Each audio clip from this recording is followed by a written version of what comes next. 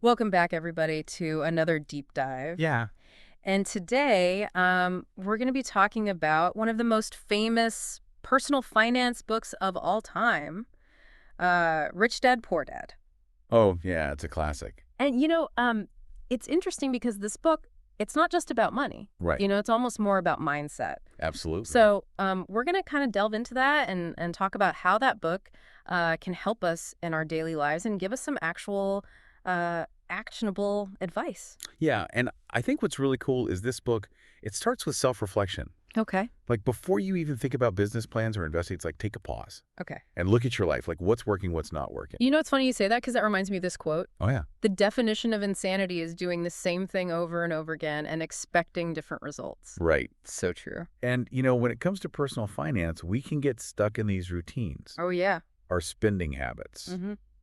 how we approach investing, even our career choices. Yeah. So this quote is like a wake-up call. Yeah. Break free from those patterns that aren't serving you. So then once we've, taken a step back and kind of reevaluated, where we're at, what's next? Well, Kiyosaki, he's all about exposing yourself to new ideas, Okay. like constantly searching for these hidden formulas for success. Okay. And he was a big reader, Yeah. but not just finance books. Interesting. He would pick up anything, just to see what he could learn. Huh. So he wasn't afraid to kind of go outside of his comfort zone? No, not at all. Okay. He was curious about everything. Like that. Yeah. So, speaking of books and kind of learning about new things, he had this really interesting story about a book he found called The 16% Solution. Oh, yeah, that's a good one. So this book, and I know some people listening might not be familiar with this, but it's about tax liens or certificates. Yeah, basically it's a way to potentially earn high returns by buying someone else's unpaid property taxes. Right. So you could actually get a property for pennies on the dollar sometimes. Ex- Wow, that's amazing. And what I thought was so interesting about this story is that he didn't just read the book and put it away. Right, he took action. Yeah, he went and actually found someone who worked with tax liens at the county tax office. Oh, yeah. He even took them out to lunch Really? just to pick their brain. That's smart. Yeah, he was really proactive about learning. Yeah, I love that.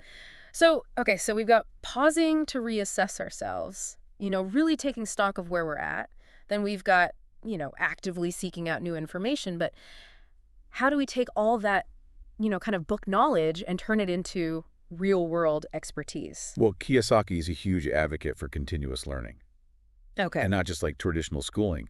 He attended seminars, he read constantly, he sought out mentors, Yeah. and he was willing to invest in his financial education. Like it was a business itself. Exactly. I like that. Yeah, he saw it as an investment. So this doesn't even have to be about, going back to school or getting another degree. It could be Yeah. just, finding resources, online courses, free podcasts even. Exactly. Yeah, just to level up in whatever area you're interested in. Whatever area you feel stuck in. Exactly, financially or otherwise even. Yeah, absolutely. So, and this is where it gets really interesting. He talks about making offers and not just any offers. He tells a story about this friend who wanted to buy apartment buildings. Okay, yeah. And Kiyosaki told him to write offers on 6 of them, but get this, for half the asking price. Wow. So I'm just thinking about that as a seller. I'm like, are you kidding me? But He was bold. yeah, He wasn't afraid to put himself out there. yeah, And you know what? Even if an offer seems outrageous, yes, it starts a conversation. that's true. And he always included escape clauses in his offers, Smart.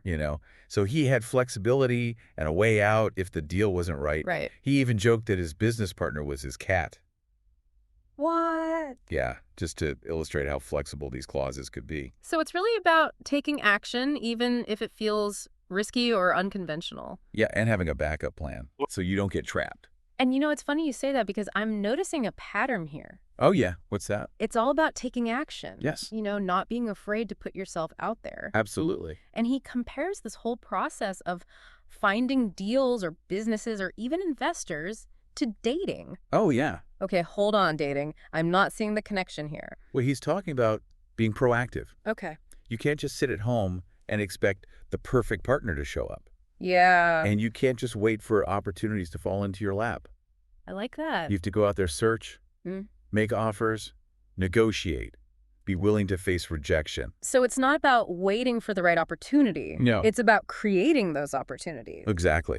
I like that a lot. Okay, Okay. so we've got to be proactive. You've got to be bold. But where do we even begin to look for these opportunities? He had this simple but effective technique. Okay. He recommended taking like 10 minutes each month to walk or drive or even jog through a specific area, Okay. like a neighborhood where you might want to invest, Okay. and just observe. So he was literally looking for change. Yeah, he believed that profit comes from two things: a bargain and change. Okay. You need both. Okay.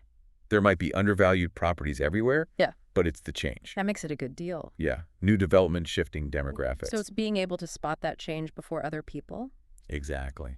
Wow. And he was really observant. He would notice like real estate signs that had been up for a while, moving trucks, new businesses. Oh yeah, he'd even talk to postal workers Really? and new retailers Yeah. just to get their insights.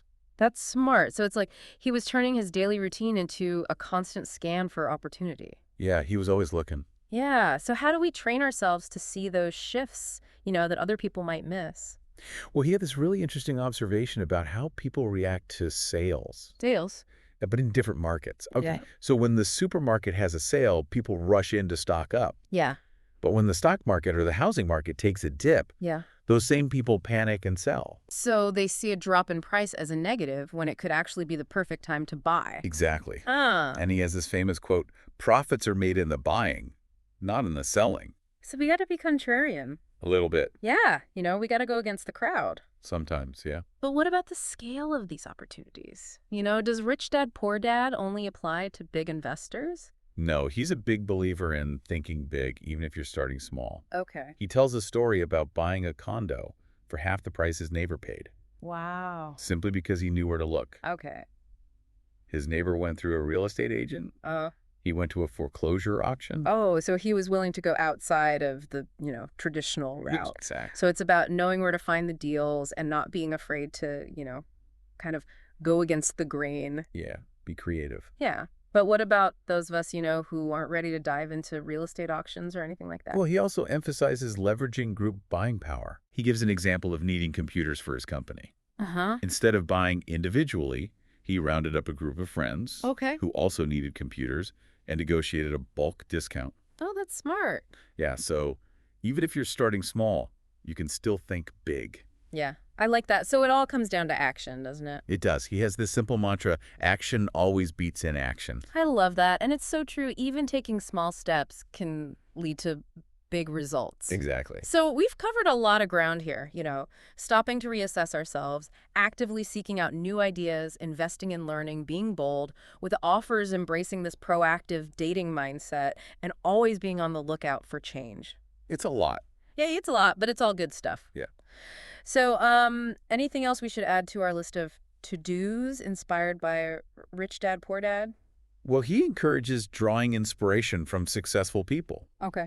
People who have achieved their goals despite obstacles or starting later in life. Like Colonel Sanders. Exactly. Yeah, he didn't really hit it big until he was older. Yeah, or Bill Gates, who was a multimillionaire by the time he was 30. So there's no one right path to success. No, there are many paths. It's about finding what works for you.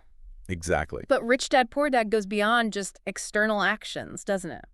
Absolutely. Yeah. It really delves into the mindset required for success. And that's what we're going to explore in the next part of our deep dive. Yeah, it's going to get good. Stay tuned. Welcome back. Yeah. We've been talking about all these action steps from Rich Dad, Poor Dad, Yeah. like seeking out new information, being bold with offers. Mm-hmm. But Kiyosaki, he doesn't stop there. Right. He really dives into like the mindset you need to spot and seize opportunities. And that's something I've been thinking about, Yeah. We can have all these to-do lists, Right. but if our beliefs about money, and success are holding us back, it's going to be tough. It's an uphill battle. Yeah. Yeah, and that's one of the most powerful things I think Kiyosaki does in the book. Okay. He challenges those assumptions that we have. Like he grew up with these two father figures. Right. His biological father, poor dad, Mm-hmm. who believed in hard work, good education, saving for retirement. The traditional path. Yeah. And then his best friend's dad, rich dad, Okay. who was all about building assets Okay. and understanding how money works.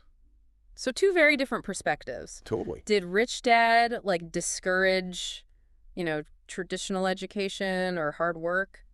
Not necessarily. I think it was more about recognizing Okay. that there are multiple ways to build wealth. Okay. Rich Dad, he saw owning assets that generate income Mm-hmm. as the key to financial freedom, Okay. rather than just trading your time for money. And that makes sense. Like if you're stuck in the employee mindset, Yeah, you might miss opportunities that someone with like an owner mindset right. wouldn't jump on. Exactly. And that's where challenging our assumptions comes in. Okay. Like, what beliefs about money are we holding on to Yeah. that might be limiting us? So like, for example, the belief that, wealth is only for a select few Yeah, or that we have to follow a specific path. to achieve it. Exact. So how do we start to shift those beliefs? Well, one thing Kiyosaki suggests is surrounding yourself with people Okay. who have the mindset that you want to cultivate. Okay. If you're constantly around people who complain about money Yeah.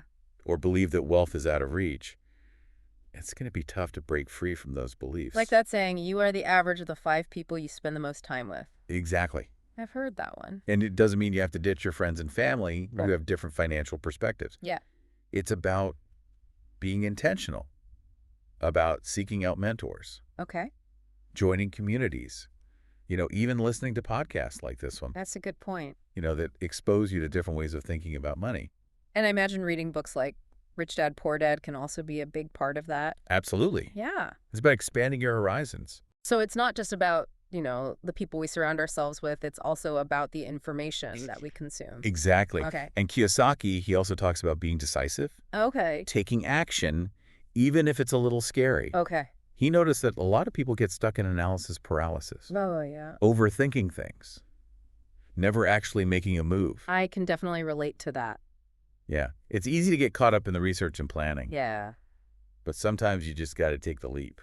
Yeah, and he has another great quote for this. Yeah, what is it? Action always beats inaction.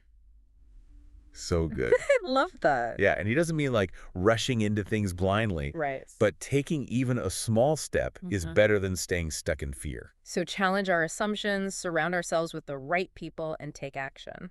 Yeah, those are the big ones. What else does he highlight in terms of like developing that entrepreneurial mindset? Well, he really emphasizes learning from your mistakes Okay. and seeing setbacks as opportunities for growth. He believed that failure is an essential part of the learning process. That's refreshing to hear. It is. Because, we often see failure as like something to be avoided Oh, yeah. at all costs. But he's saying it's actually a valuable part of the journey.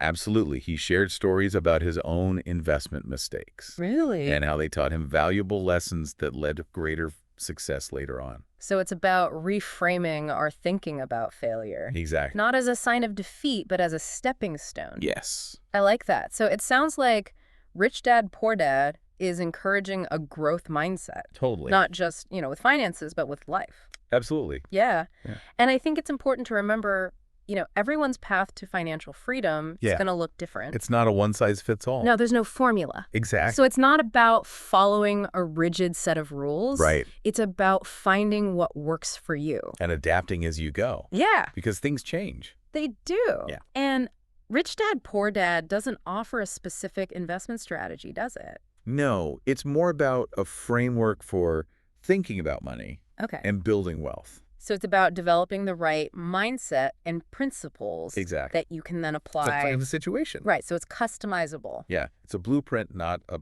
paint by numbers. I like that a lot. Yeah. Okay, so, and I think the most important takeaway from Rich Dad, Poor Dad Yeah. is that financial freedom is attainable. It is. It's not just for the wealthy or the lucky. Yeah. So it's about empowering individuals to take control Yes. Give them the tools. of their finances and create the future they want. Exactly. And Rich Dad, Poor Dad, it provides those tools Yeah. and that inspiration. We've covered a lot of ground We have. in our deep dive into Rich Dad, Poor Dad. Yeah, from practical steps to mindset shifts. Exactly. But before we wrap things up, I'd love to hear your final thoughts Oh, yeah. on, what listeners can do to start implementing these ideas. Okay, so, it's one thing to feel inspired by a book like this, Yeah. but how do we actually bridge that gap Right. between inspiration and action? How do we take action? Yeah, so what's Yeah. one small action step that listeners could take this week Yeah. to put these principles into practice? That's a great question. What would you say? Well, think about what resonated with you the most from our conversation today. Okay. Pick one idea that sparked your interest, Uh-huh.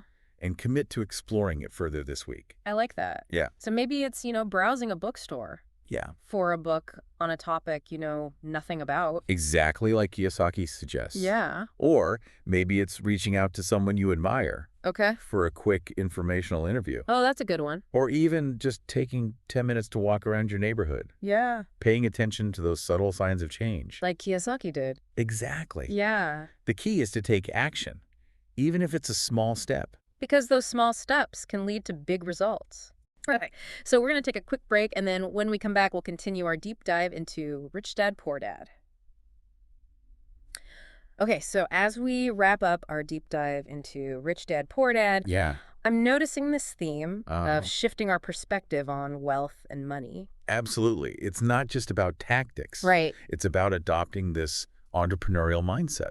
Yeah, and one concept that really stuck with me Yeah. was the idea of building assets Oh, yeah. rather than just working for a paycheck. Huge. Can you talk a little bit more about that? Sure. So Rich Dad, he taught Kiyosaki that true wealth Yeah. isn't about how much money you earn, Okay. but about what your money earns for you. Okay. It's about owning assets that generate income. So, like, what kind of things are we talking about? Things like businesses, Mm-hmm. real estate stocks, Mm-hmm. intellectual property, Okay. things that put money in your pocket. Even when you're not working. Exactly. So it's about moving beyond trading time for money yes, and creating systems that generate wealth over time. long term.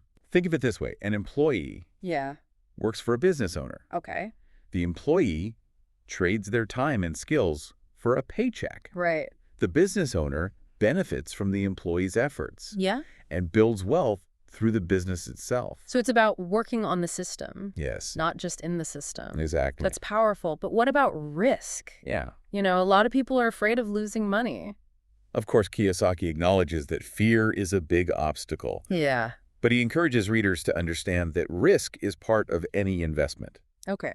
But calculated risks, Yeah. taken with knowledge and planning, can lead to big rewards. He even says sometimes you need to lose Yeah. to learn and grow. He shares stories about his own investment mistakes, Mhm. emphasizing that they weren't failures, Right. but valuable lessons. That led to greater success. Exactly. So it's about changing how we view failure. Yeah, seeing it as a stepping stone. Yeah. And he also stresses that everyone's path Yeah. to financial freedom is unique. Totally. There's no one formula. No. Rich Dad, Poor Dad doesn't tell you exactly what to do. Right. It gives you the tool And the mindset. to create your own path, Exactly. whether that's real estate or starting a Well, business. whatever works for you. Yeah, and that's so important because things are constantly changing. The financial landscape is always evolving. So we have to be willing to adapt. Absolutely. Continuous learning is key. So Rich Dad, Poor Dad, Uh, it's about empowering individuals yeah. to take control of their financial future To become financially literate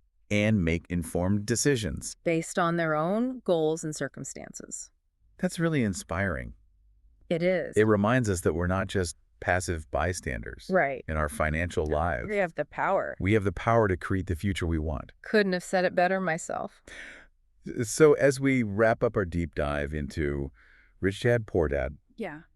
what is one small step our listeners can take This week. to apply these principles to their own lives? That's a great question, I would say. Yeah. Think about what resonated with you the most from our conversation. Okay. What sparked your interest? Yeah. And commit to exploring that further this week. So maybe pick up a copy of Rich Dad, Poor Dad. Yeah. Give it a read. And start taking action. Because action always beats inaction. Always. We hope you enjoyed this deep dive We did. and that it's given you some new ideas and inspiration. Yeah. Thanks for listening. Remember, the journey to financial freedom Starts with a single step